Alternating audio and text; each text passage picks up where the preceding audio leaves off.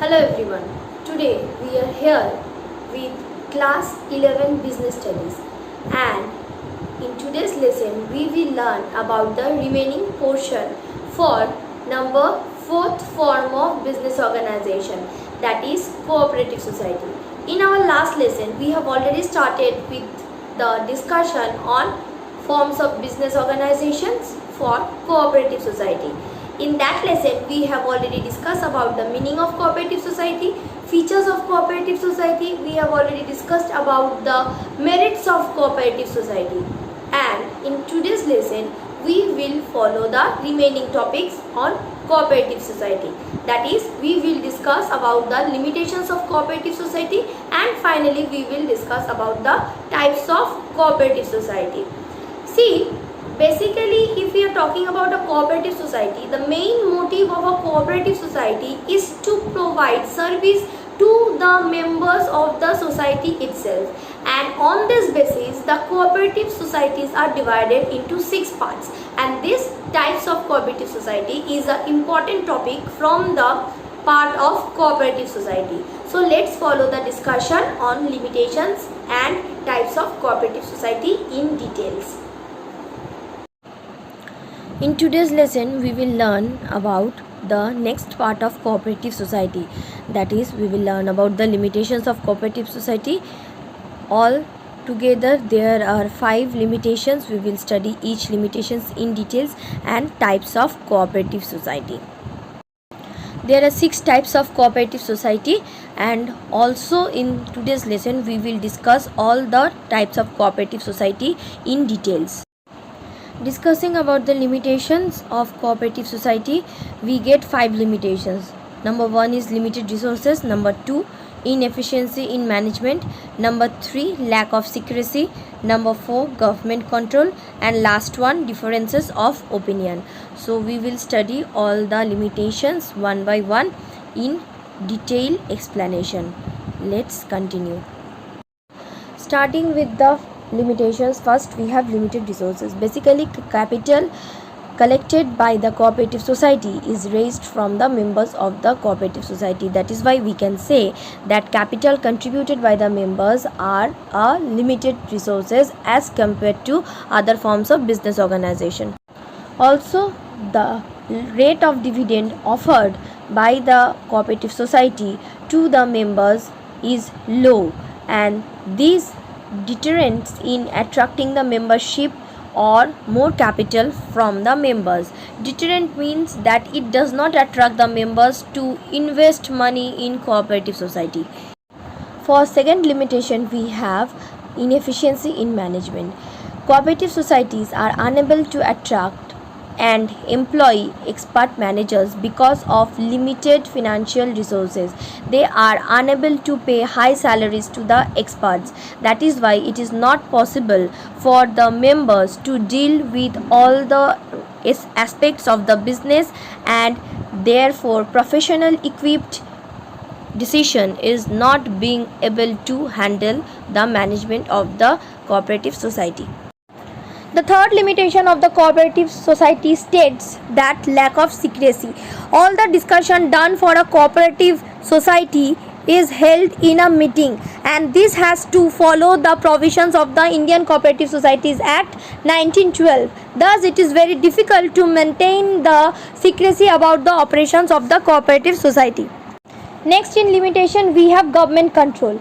As the cooperative society is registered under the Indian Cooperative Societies Act, government provides subsidy or some provisions for exemption of tax is provided by the government. Thus, the government has a control over the cooperative society, and the cooperative society has to fulfill several rules and regulations related to audit of accounts, submission of accounts, etc.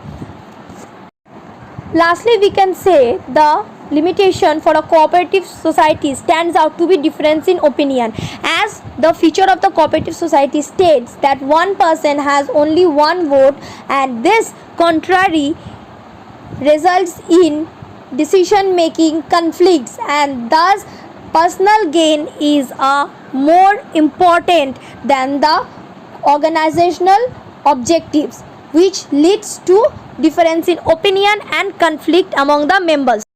For the next topic of discussion, we have types of cooperatives. There are 6 types of cooperative societies: consumer cooperative societies, producers cooperative society, marketing cooperative society, farmers cooperative society, credit cooperative society, and lastly cooperative housing societies. And we will study all the types of cooperative society and their functions in details. Firstly, we have consumer cooperative society. These cooperative societies are formed to protect the interest of the consumers. The member comprises of the consumers who are willing to obtain the good of proper quality at a reasonable price, and the society basically aims in eliminating the middleman to achieve the well quality goods at a lower price, and it helps in purchase of the goods in huge quantity directly from the wholesalers and sell it to the members of the society, and thus the profits are distributed on the basis of the capital contribution made by the members. Next, we have producers cooperative society. This society is set up to protect the interest of the small producers, and the member are basically the producers who are willing to collect the inputs for production of goods and fulfill the demands of the customer. This cooperative society aims in fighting against the big capitalist and thus enhance the bargaining power of the small producer. This gives the power to the small producers by providing materials, equipments and other inputs to the members, who also buys their own output for the sale, and generally the profit is distributed among the members on the basis of their contribution towards the production of the goods. Next, number 3rd type of cooperative society is marketing cooperative society. This society are basically established to help the small producers in selling their products.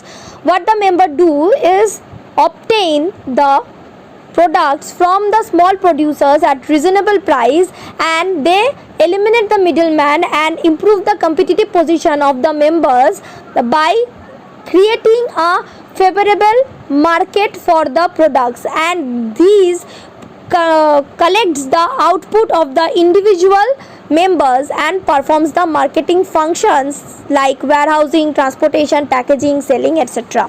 And finally, the profits are distributed according to the contribution of collecting the output and finally selling it to the individuals.